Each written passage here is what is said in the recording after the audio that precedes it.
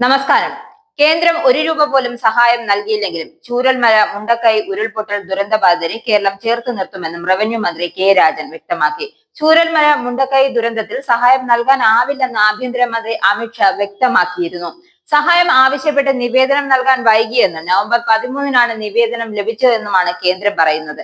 എന്നാൽ കേരളം നിവേദനം സമർപ്പിച്ചത് ആഗസ്റ്റ് 17-നാണ്. എംപിമാർ ഒപ്പിട്ട് നൽകിയ നിവേദനത്തിൽ ധനസഹായം നൽകില്ലെന്ന് കേന്ദ്രം ആവർത്തിക്കുകയാണ്. 1202 കോടിയുടെ നഷ്ടമുണ്ടായ കേരളത്തിന് കേന്ദ്രത്തിൽ നിന്നും അധിക സഹായം ആവശ്യപ്പെട്ടിരുന്നു.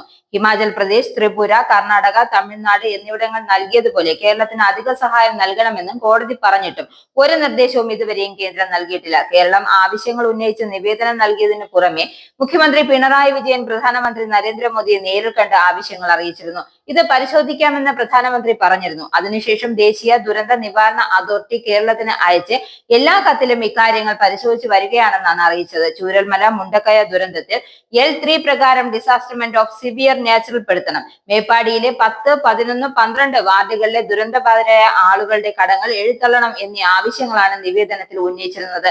എന്നാൽ നിവേദനം നൽകി 4 മാസമായിട്ടും കേന്ദ്രത്തിൽ നിന്ന് മറുപടി ഒന്നുമില്ല.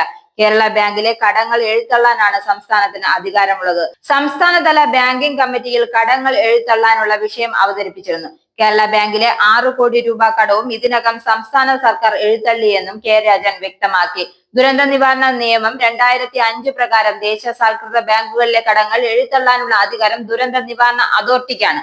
അധികാരം ഉപയോഗിച്ച് കേന്ദ്ര സർക്കാർ ദുരന്തബാധിത കടങ്ങൾ എഴുത്തള്ളണമെന്ന് ആവശ്യപ്പെട്ടിരുന്നെങ്കിലും കേന്ദ്രം ഇതുവരെയും അതിന് തയ്യാറായിട്ടില്ലെന്ന് മന്ത്രി കെ രാജൻ കൂട്ടിച്ചേർത്തു.